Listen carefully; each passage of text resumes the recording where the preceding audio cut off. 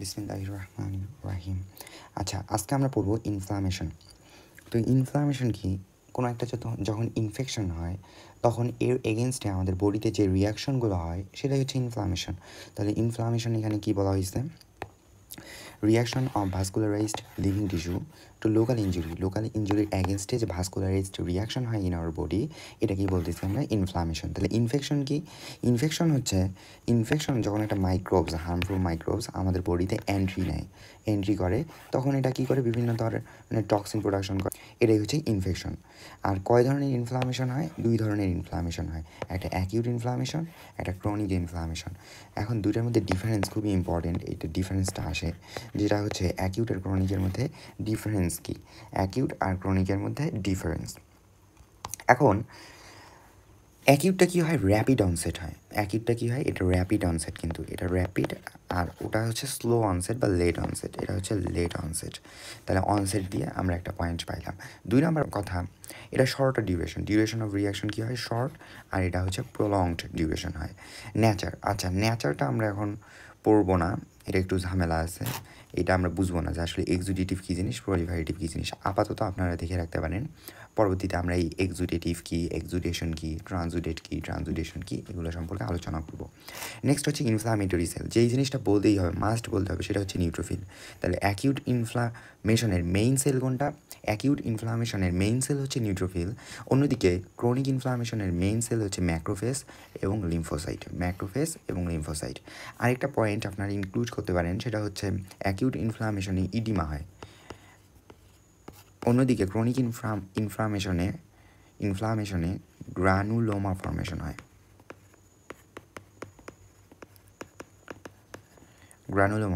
হয়। নেক্সট হচ্ছে যেটা খুবই ইম্পর্টেন্ট, সেটা ভাইবার জন্য, রিটেনের জন্য, সব কিছুর জন্য ইম্পর্টেন্ট, সেটা হচ্ছে কার্ডিনাল সাইন অফ অ্যাকিউট ইনফ্লামেশনের যে সাইনগুলো দেখা যায়, যেমন হচ্ছে রুবর। আচ্ছা, এটা আসলে এখান থেকে পড়ি আমরা যে ল্যাটিন ওয়ার্ড, এগুলো কিন্তু সবগুলো ল্যাটিন ওয়ার্ড, আর ইংলিশ ওয়ার্ডগুলো আমরা দেখবো।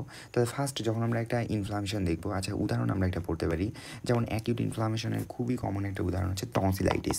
অ্যাকিউট ইনফ্লামেশনের এক্সাম্পল যদি বলা হয়, একদম চোখ বন্ধ করে বলা যায় কি? টনসিলাইটিস। অন্যদিকে ক্রনিক ইনফ্লামেশনের খুব কমন একটা উদাহরণ কি?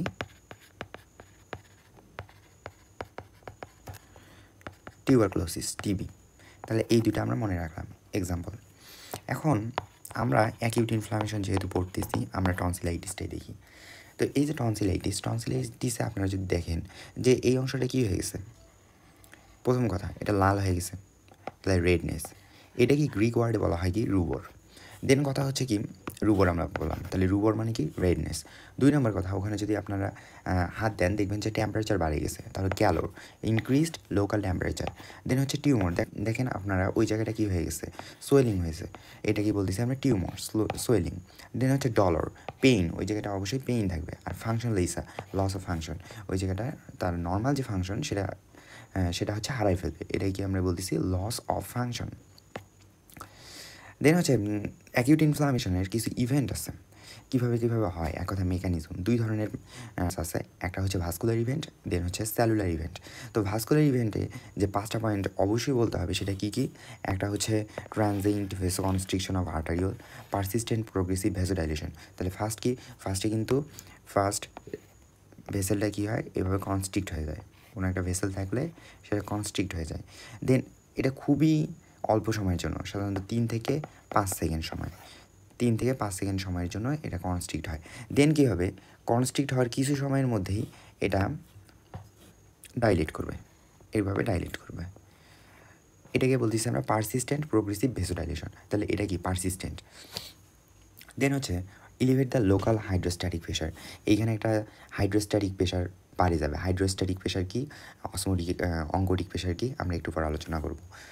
দেন হচ্ছে ইনক্রিজড ভাস্কুলার পারমিয়াবিলিটি, এখানে পারমিয়াবিলিটি ইনক্রিজ করবে এবং স্লোয়িং অর স্ট্যাসিস হবে।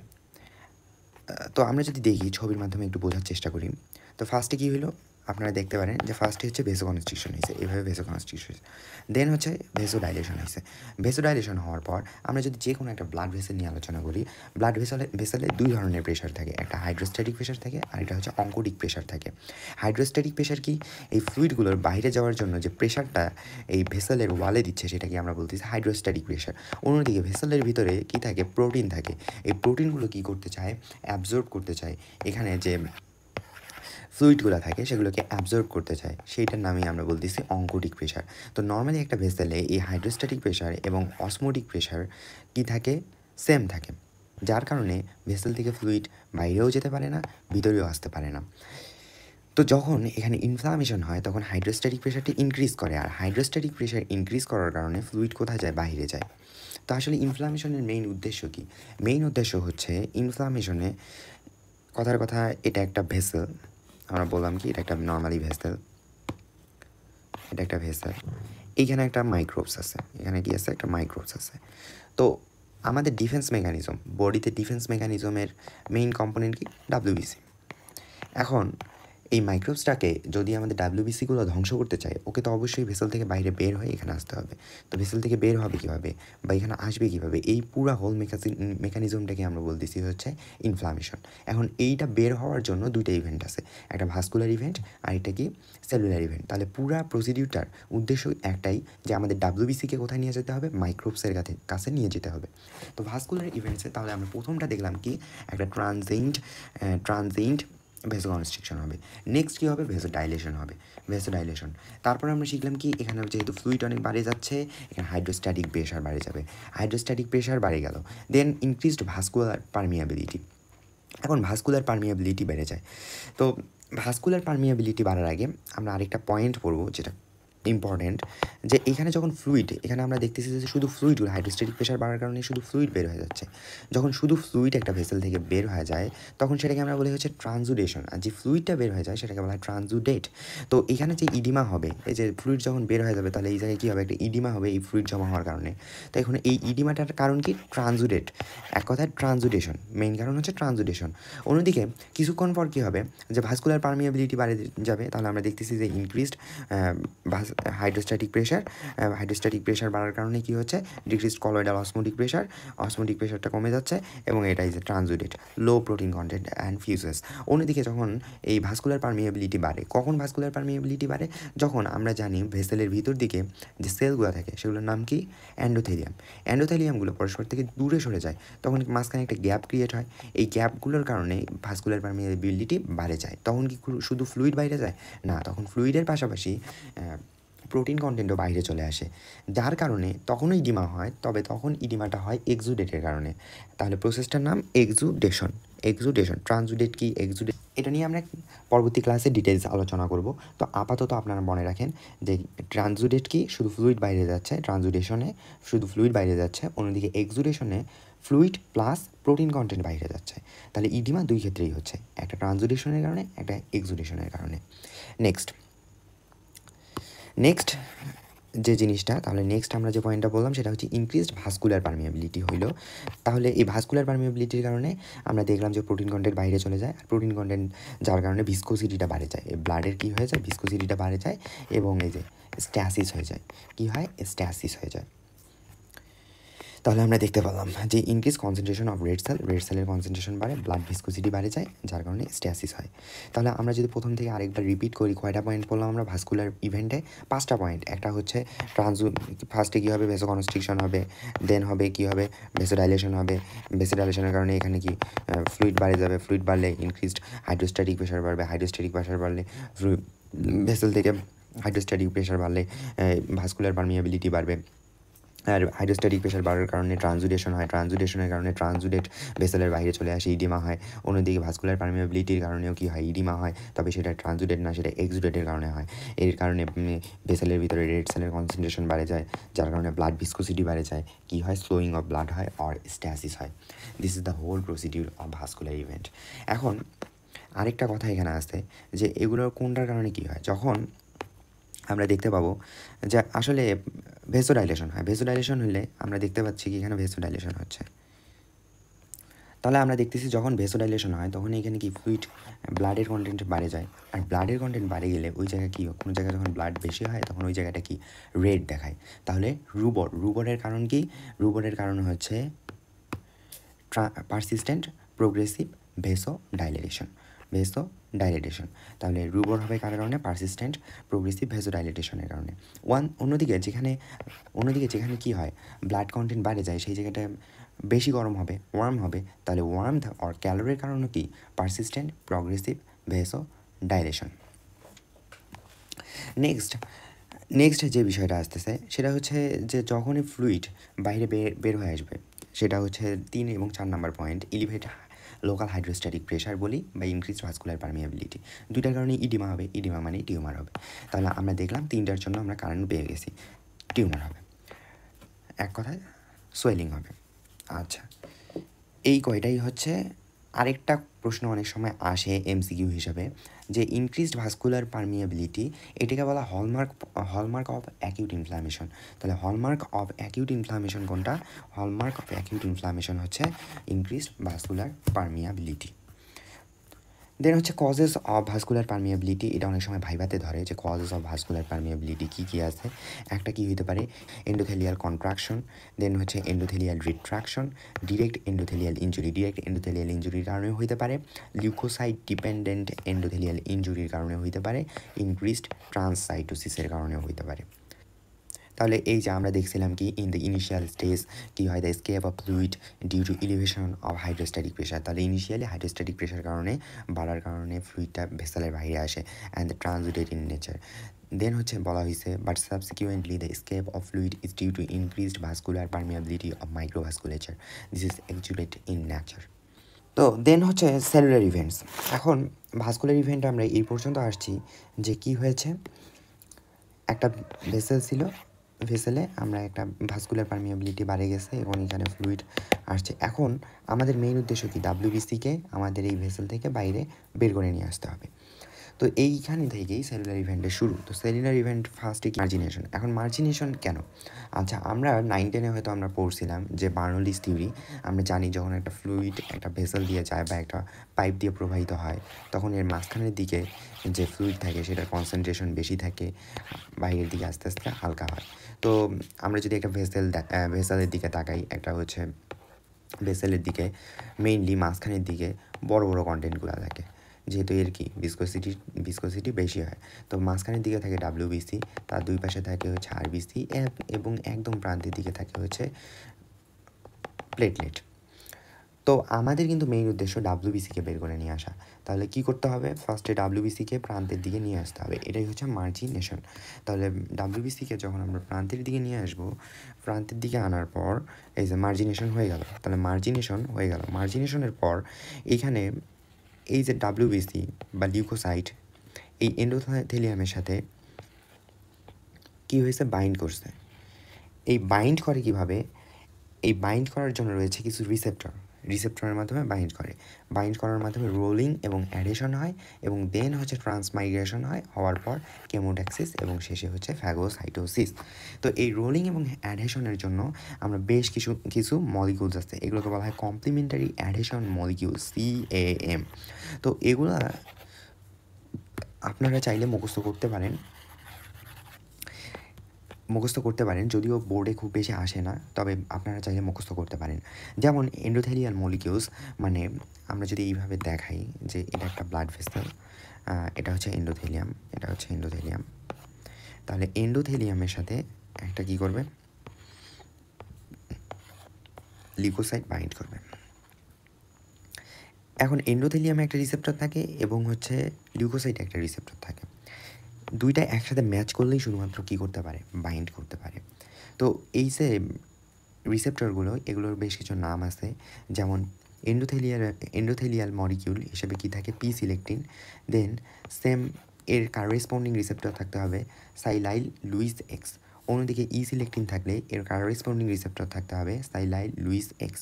অন্যদিকে গ্লাইক্যাম 1 থাকলে থাকতে হবে এল সিলেক্টিন, আইক্যাম থাকলে থাকতে হবে B2 ইন্টিগ্রিন, ভিক্যাম থাকলে থাকতে হবে B1 ইন্টিগ্রিন, PECAM1 থাকলে থাকতে হবে PECAM1। তো এগুলো বিভিন্ন কাজের জন্য দায়ী, যেমন রোলিং এবং অ্যাডহেশনের জন্য। রোলিং প্রথমটা রোলিংয়ের জন্য দায়ী, তারপরে এটা রোলিংয়ের 3 নাম্বারটা রোলিংয়ের জন্য দায়ী, দেন অ্যাডিশনের জন্য তারপরে 2টা দায়ী, মাঝখানে এটা রোলিং এবং অ্যাডিশনের জন্য দায়ী, এবং শেষেরটা ট্রান্স মাইগ্রেশন অর ডায়াপেডিসিস এর জন্য দায়ী। তো আপনারা দেখতে পারেন, তো এখান থেকে আপনারা মুখস্থ করে নিতে পারেন। এটা আমাদের বোর্ডের জন্য খুব বেশি ইম্পর্টেন্ট না, তবে বিভিন্ন পোস্ট গ্র্যাজুয়েশন পরীক্ষা অনেক সময় আসে। দেন হচ্ছে মরফোলজিক্যাল টাইপ আর morphological variants of acute inflammation. কী কী? এক হচ্ছে serous type acute inflammation, serous type acute inflammation. Then হচ্ছে fibrinous type acute inflammation, suppurative type acute inflammation, pseudomembranous type acute inflammation, haemorrhagic type acute inflammation এবং gangrenous type acute inflammation. তো এখান থেকে আপনারা দেখতে পারেন, যেমন এখানে আবার অন্য একটা বই থেকে ইনক্লুড করা হয়েছে যেখানে অ্যাকিউট ইনফ্লামেশনে সবগুলো নাই আর কি। তো আপনারা এখান থেকে 6টা বলতে পারেন অ্যাকিউট ইনফ্লামেশনের মধ্যে কী কী? একটা সেরাস, একটা হচ্ছে ফিব্রিনাস, একটা সাপুরেটিভ, একটা সিউডোমেমব্রেনাস, একটা হেমোরেজিক, একটা হচ্ছে গ্যাংগ্রিনাস। দেন হচ্ছে ক্রনিক ইনফ্লামেশন। ক্রনিক ইনফ্লামেশন 2 ধরনের, ক্রনিক স্পেসিফিক ইনফ্লামেশন এবং ক্রনিক নন স্পেসিফিক ইনফ্লামেশন। আর আদার ক্লাসিফিকেশনের মধ্যে আছে local inflammation, systemic inflammation. Systemic ইনফ্লামেশনের উদাহরণ হিসেবে দেওয়া আছে সেপসিস। দেন হচ্ছে ফেট। একটা ইনফ্লামেশন কী হতে পারে, এমনি ভালো হয়ে যেতে পারে, সেটাকে আমরা বলতেছি কি কমপ্লিট রেজুলেশন। আরেকটা কী হতে পারে, সাপুরেশন বা অ্যাবসেস ফর্মেশন হতে পারে, অথবা এই অ্যাকিউট থেকে আস্তে আস্তে কী হতে পারে, ক্রনিক হয়ে যেতে পারে, তাহলে মে টার্ন ইন্টু ক্রনিক ইনফ্লামেশন। অথবা অনেক সময় কী হয় যে ড্যামেজ টিস্যুটা ওইটা রিজেনারেট হইতে পারে না, তখন ওইখানে ফাইব্রোসিস হয়ে যায়। যেমন হচ্ছে এখান থেকে আপনারা দেখতে পারেন যে healing by connective tissue replacement, scarring আর ফাইব্রোসিস। মানে this occurs when the injured tissue can regenerate। Injure টিস্যুটা যখন রিজেনারেট হইতে পারে না, তখন ওটা হিলিং হয় কীভাবে, কানেক্টিভ টিস্যু দ্বারা, আর তখনই ফাইব্রোসিস বা স্ক্যারিং হয়। তো এই প্রোগ্রেশন, দেন এটা প্রোগ্রেশন টু ক্রনিক ইনফ্লামেশনও হইতে পারে যদি কী থাকে, persistence of infectious agent or to some interference of the normal process of healing. এটাকে আমরা বলতেছি প্রোগ্রেশন টু ক্রনিক ইনফ্লামেশন। এছাড়া প্রথমে যেটা বললাম কমপ্লিট রেজুলেশনও হয়ে যেতে পারে। তো আমরা দেখলাম সেলুলার ইভেন্টে কী হয়েছে। ফার্স্টে হচ্ছে মাইগ্রেশন হলো, দেন রোলিং হলো, দেন হচ্ছে রোলিং হলো, দেন অ্যাডেশন হলো, ট্রান্সমাইগ্রেশন হলো। এখন ভেসেলের বাইরে এখানে আসলো, ওতে দেখতে পারবে না, ওকে এখন জায়গা মতো নিয়ে যেতে হবে, এক কথায় হচ্ছে মাইক্রোবসের কাছে নিয়ে যেতে হবে। এর জন্য কী হয়, মাইক্রোবস থেকে বিভিন্ন ধরনের কেমিক্যাল সাবস্টেন্স রিলিজ হয়, এর প্রভাবে এই ডাব্লিউবিসি ওইখানে যায়। এটাকে আমরা বলতেছি কেমোট্যাক্সিস। তো এই কেমোট্যাক্সিস নিয়ে আমরা এখন একটু আলোচনা করব। কেমোট্যাক্সিস, তো কেমোট্যাক্সিস মানে কি? কেমোট্যাক্সিস হচ্ছে unidirectional movement of leukocyte towards an attractant is called chemotaxis. Chemotaxis attractant are called chemoattractant এবং কেমোট্যাকটিক সাবস্টেন্স। এবং কেমোট্যাকটিক সাবস্টেন্সের মধ্যে দুই ধরনের সাবস্টেন্স আছে। একটা হচ্ছে একটা এক্সোজেনাস কেমোট্যাকটিক সাবস্টেন্স আর একটা endogenous chemotactic substance. Exogenous chemotactic সাবস্টেন্সের মধ্যে আছে ব্যাকটেরিয়াল টক্সিন, অন্যদিকে এন্ডোজেনাস কেমোট্যাকটিক সাবস্টেন্সের মধ্যে আছে হচ্ছে কমপ্লিমেন্ট প্রোডাক্ট লিউকোট্রিন B4 এবং ইন্টারলিউকিন 8। তাহলে কেমোট্যাক্সিস আমরা কি? কেমোট্যাক্সিস হচ্ছে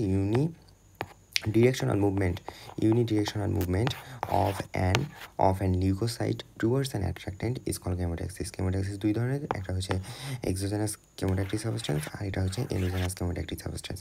exogenous chemotactic substance এর মধ্যে আছে ব্যাকটেরিয়াল টক্সিন, অন্যদিকে endogenous chemotactic substance এর মধ্যে আছে complement product leukotriene B4 interleukin 8। এই হচ্ছে কেমোট্যাক্সিস। দেন আসার পর কী হবে, ফ্যাগোসাইটোসিস হবে। মাইক্রোবসটাকে কী করতে হবে, ফ্যাগোসাইট করতে হবে। তো এই ফ্যাগোসাইটোসিসের তাহলে ডেফিনিশন কি? Engulfment of foreign particle or foreign particulate material by phagocytic cell is called phagocytosis. তো engulfment of foreign particulate material by phagocytic cell is called phagocytosis. Phagocytic cell কী আছে? ফ্যাগোসাইটিক সেল হচ্ছে নিউট্রোফিল, ইওসিনোফিল, বেসোফিল, ম্যাক্রোফেজ এবং natural killer cell. এটা important জিনিস, অনেক সময় ভাইভাতে ধরে যে কী ফ্যাগোসাইটিক সেল আছে। তাহলে ম্যাক্রোফেজ, নিউট্রোফিল, ইওসিনোফিল, বেসোফিল এবং ন্যাচারাল কিলার সেল। দেন হচ্ছে স্টেপস অফ ফ্যাগোসাইটোসিস, এটা আমরা ইন্টারমিডিয়েটেও পড়ছি, খুবই ইম্পর্টেন্ট জিনিস। ফার্স্ট হচ্ছে অপসোনাইজেশন। দুই নম্বর হচ্ছে রিকগনিশন অ্যান্ড অ্যাটাচমেন্ট। 3 নম্বর হচ্ছে এনগালফমেন্ট। 4 নম্বর হচ্ছে killing and degradation. Killing and degradation, এই হচ্ছে চারটা, কিলিং অ্যান্ড ডিগ্রেডেশন। তো ফার্স্টে কী করতে হবে আমাদেরকে, একটা অপশনাইজেশন, একটা রিকগনিশন অ্যান্ড অ্যাটাচমেন্ট, একটা এনগালমেন্ট, কিলিং অ্যান্ড ডিগ্রেডেশন। তো প্রথম কথা হচ্ছে অপশনাইজেশন কি? অপশনাইজেশন হচ্ছে wrapping of foreign particulate material by opsonin. তাহলে অপসোনিন কী জিনিস? এটা হচ্ছে naturally occurring substance required for opsonisation. এখন ব্যাপারটা কীরকম, যে অপশনালগুলো কী কী আছে, যে আগে আমরা নামগুলো পড়ি, যে কমপ্লিমেন্ট C3b, ইমিউনোগ্লোবিলিন জি, কালেকটিন, এগুলো হচ্ছে আমাদের কি অপশনিন। তো যখন একটা ফ্যাগোসাইটিক সেল থাকে, কথার কথা একটা মাইক্রোব আছে, এখন এই ফ্যাগোসাইটিক সেল ওরে রিকগনাইজ করতে পারতেছে না, তখন কি হয়, যে বা এক কথায় বাইন্ড করতে পারতেছে না, তখন এই অপশনিন কী করে, ফরেন পার্টিকেলটার সাথে অ্যাড হয়ে যায় বা যুক্ত হয়। এই যে প্রসেসটা, এটাকে বলতেছি আমরা অপশনাইজেশন। তাহলে কি হইতো, ফরেন পার্টিকেলটা অপশনিন দ্বারা র্যাপিং হইলো, এটাকে নাম হচ্ছে অপশনাইজেশন। আর অপশনিন কী কী আছে, কমপ্লিমেন্ট C3b, ইমিউনোগ্লোবিলিন জি এবং কালেকটিন। এই অপশনাইজেশন হওয়ার পর তখন দেখা যায় ফ্যাগোসাইটিক সেলগুলো খুব সহজেই রিকগনাইজ করতে পারে, হ্যাঁ এটা কি, এটা তো আমাদের বডির কোনো কিছু না, তাহলে এটাকে আক্রমণ করতে হবে। তখন এরা এসে বাইন্ড করে অপশনিনের সাথে। আর অপশনিনের সাথে কে যুক্ত আছে, অপশনিনের সাথে যুক্ত আছে হচ্ছে ওই ফরেন পার্টিকেলটা। তো এই হচ্ছে কথাবার্তা। তো এখানে আমরা এই যে দেখতে পাচ্ছি যে phagocytic cell has receptor for opsonin, and when an organism is opsonized by opsonin, then phagocytic cell can recognize it, and after recognition of the opsonized material, phagocytic cell attaches with it, and this is recognition and attachment. তাহলে এই হচ্ছে আমাদের procedure. তাহলে প্রথম কাজ আমাদের গেল, অপশনাইজেশন হয়ে গেছে, এখন কি করতে হবে, এনগালভ করতে হবে। নেক্সট প্রসিডিউর কি, এনগালভমেন্ট। তো এনগালভমেন্টের স্টেপস বলা আছে। ফার্স্ট কী করবে, ফ্যাগোসাইটিক সেলটা সিউডোপোডিয়া তৈরি করবে। সিউডোপোডিয়া কি, যে যখন একটা, এটা হচ্ছে ফরেন পার্টিকেলটা, তাহলে এইখানেই যে আমাদের ম্যাক্রোফেজ আসলো, আসার পর এই যে সেলটার দুই পাশ থেকে কী হইলো, একটা প্রলম্বিত অংশ তৈরি হলো, এটাকে আমরা বলতেছি হচ্ছে pseudopodia on both sides of the bacteria. Then হচ্ছে ফিউশন, এরা আস্তে আস্তে বাড়তে থাকবে, বাড়তে বাড়তে হয় কি, ফিউজড হয়ে যাবে। তাহলে fusion of two pseudopodia and formation of membrane. তাহলে সিউডোপোডিয়া হচ্ছে অ্যাটাচ করলো, অ্যাটাচ করার পর এটা মেমব্রেন ছিঁড়ে যাবে এবং এখান থেকে কিছু এনজাইম রিলিজ হবে, যেমন লাইসোসোমাল এনজাইম। এর প্রভাবে এখানে যে মাইক্রোবসটা আছে আমাদের, এটা কি হয়ে যাবে, মারা যাবে, বা এটা কিল করবে। তাহলে নেক্সট প্রসিডিউর কি, কিলিং অ্যান্ড ডিগ্রেডেশন। তো এটা দুইভাবে হইতে পারে, একটা অক্সিজেন ডিপেন্ডেন্ট কিলিং, আর একটা অক্সিজেন ইনডিপেন্ডেন্ট কিলিং হইতে পারে। তো অক্সিজেন ডিপেন্ডেন্ট কিলিং এখানে বলা আছে যে কিলিং কীভাবে হয়েছে, যে H2O2 derived spontaneous conversion of super oxide. তো এটা আপনারা পড়তে পারেন। আর এটা অক্সিজেন ইনডিপেন্ডেন্ট কিলিং, এটা হচ্ছে সরাসরি লাইসোসোমাল এনজাইমের মাধ্যমে হয়। কার মাধ্যমে, লাইসোসোমাল এনজাইমের মাধ্যমে হয়। তো এই হচ্ছে আমাদের পড়াশোনা। দেন হচ্ছে কেমিক্যাল মেডিয়েটরস কী কী আছে ইনফ্লামেশনের, এটা অনেক সময় ভাইবাতে আপনাদেরকে ধরবে যে কেমিক্যাল মেডিয়েটরস কী কী আছে। তো কেমিক্যাল মেডিয়েটরসগুলো কী কী আছে, একটা হচ্ছে ভেসোঅ্যাক্টিভ অ্যামাইন আছে, vasoactive amine, plasma protease, arachidonic acid metabolise, lysosomal protease, oxygen derived free radical, cytokines, platelet activating factor, আর একটা হচ্ছে গ্রোথ ফ্যাক্টর। তো এটা একটু সহজ করে আমি লেখার চেষ্টা করছি। যেমন ভেসোঅ্যাক্টিভ অ্যামাইন, এখান থেকে দুইটা নাম পড়বেন, হিস্টামিন এবং সেরোটোনিন। এই দুইটাই কী করবে, ভাস্কুলার পারমিয়াবিলিটি ইনক্রিজ করবে, দুইটাই ভাস্কুলার পারমিয়াবিলিটি ইনক্রিজ করলো। দেন হচ্ছে প্লাজমা প্রোটিয়াসের মধ্যে তিনটে জিনিস আছে, একটা কিনিন সিস্টেম, একটা কমপ্লিমেন্ট সিস্টেম, একটা কোয়াগুলেশন ফিব্রিনোলাইটিক সিস্টেম। তো এই কিনিন সিস্টেমের মধ্যে কে আছে, ব্র্যাডিকিনিন এবং ক্যালিক্রিনিন। তো ব্র্যাডিকিনিন কী করে, ভাস্কুলার পারমিয়াবিলিটি ইনক্রিজ করে আগের মতোই, ভেসোডাইলেশন করে। এছাড়া খুবই ইম্পর্টেন্ট জিনিস, সেটা হচ্ছে পেইনের সাথে এটা রিলেটেড, কি পেইন। দেন হচ্ছে ক্যালিক্রেনিন কী করে, ওই ইনক্রিজ ভাস্কুলার পারমিয়াবিলিটি এবং হেল্পস ইন কোয়াগুলেশন ফিব্রিনোলাইটিক সিস্টেম। দেন হচ্ছে কমপ্লিমেন্ট সিস্টেমের মধ্যে কী আছে, C3b, C3a, C5a, C5 to 9। তো C3b কী করে, এটা opsonin as opsonin and helps in opsonisation. তাহলে এর কাজ হচ্ছে অপশনাইজেশন, এর কাজ হচ্ছে অপশনাইজেশন। C3b এটার কাজ হচ্ছে অপশনাইজেশন, এর কাজ ভাস্কুলার পারমিয়াবিলিটি ইনক্রিজ করা, এবং এও কী করে, ভাস্কুলার পারমিয়াবিলিটি ইনক্রিজ করে। 5 to 9 এটা মেমব্রেন কমপ্লেক্স তৈরি করে, মেমব্রেন একটা কমপ্লেক্স তৈরি করে। এছাড়া হচ্ছে অ্যারাকিডনিক অ্যাসিড মেটাবোলাইটস, অ্যারাকিডনিক অ্যাসিড মেটাবলিজমের মধ্যে আমরা জানি দুইটা পাথওয়ে আছে, একটা সাইক্লোঅক্সিজেনেস পাথওয়ে আর এটা হচ্ছে লাইপোঅক্সিজেনেস পাথওয়ে। সাইক্লোঅক্সিজেনেস পাথওয়ের মাধ্যমে প্রোস্টাগ্ল্যান্ডিন, থ্রম্বোজেন A2, প্রোস্টাসাইক্লিন এই সকল তৈরি হয়। আমরা জানি prostaglandin associated with pain and vascular permeability ইনক্রিজের সাথে অ্যাসোসিয়েটেড, অন্যদিকে থ্রম্বোজেন A2 ভেসোকনস্ট্রিকশন, প্লেটলেট অ্যাগ্রিগেশনের সাথে ইনক্লুডেড। তো এগুলো আপনার ফিজিওলজিতে পড়ছেন, তারপরেও যদি মনে না থাকে তো দরকার নেই। অ্যারাকিডনিক অ্যাসিড মেটাবোলাইটস জাস্ট কয়েকটা নাম মনে রাখতে পারেন, যেমন হচ্ছে প্রোস্টাগ্ল্যান্ডিন, থ্রম্বোজেন A2, প্রোস্টাসাইক্লিন, এগুলো মনে রাখলেই হলো। দেন হচ্ছে লাইসোজোমাল প্রোটিয়াস এবং অক্সিজেন ফ্রি রেডিক্যালের মধ্যে কী আছে, super oxide, hydroxyl, hydrogen peroxide, nitric oxide. সাইটোকিনের মধ্যে কী আছে, TNF, interleukin 1, platelet activating factor এবং গ্রোথ ফ্যাক্টর, এই কয়টা জানলেই হবে। দেন হচ্ছে systemic effect of inflammation. Systemic effect of inflammation কী? সিস্টেমিক ইফেক্ট অফ ইনফ্লামেশনের মধ্যে আছে ফিভার হাই, দেন হচ্ছে production of acute phase protein হইতে পারে, লিউকোসাইটোসিস হইতে পারে, দেন হচ্ছে আদার ম্যানিফেস্টেশন হয়, যেমন ESR ইনক্রিজ করে, পালস ইনক্রিজ হয়, ব্লাড প্রেশার ইনক্রিজ হয়, থ্রম্বোসাইটোপেনিয়া হয়, অ্যানিমিয়া হয়। তাহলে আপনাদেরকে যদি বলে সিস্টেমিক ইফেক্ট কী ইনফ্লামেশনের, তাহলে ফিভার হয়, নর্মাল বিষয়, যে কোনো ইনফ্লামেশন হলেই দেখবেন যে জ্বর আসছে, জ্বর হয়। তারপর production of acute phase protein, তো এটা অনেক সময় MCQতে আসে যে কী কী অ্যাকিউট ফেস প্রোটিন তৈরি হয়। তো ইম্পর্টেন্টগুলো কী কী, সি রিঅ্যাক্টিভ প্রোটিন তৈরি হয়, ফিব্রিনোজেন তৈরি হয়, এছাড়া সিরাম অ্যামালয়েড A প্রোটিন তৈরি হয়, লিউকোসাইটোসিস হয়। আপনারা জানেন যে বডিতে ইনফ্লামেশন হলে কী হবে, লিউকোসাইটের সংখ্যা বেড়ে যাবে, এটাই হচ্ছে লিউকোসাইটোসিস হয়। এছাড়া দেখবেন যে ESR বাড়ে গেছে, অ্যানিমিয়া হয়েছে, থ্রম্বোসাইটোপেনিয়া হয়েছে, পালস বাড়ে যাবে, ব্লাড প্রেশার বাড়ে যাবে। তো এই হচ্ছে কথাবার্তা। দেন হচ্ছে বেনিফিশিয়াল ইফেক্ট আর অ্যাডভান্টেজ অফ ইনফ্লামেশন।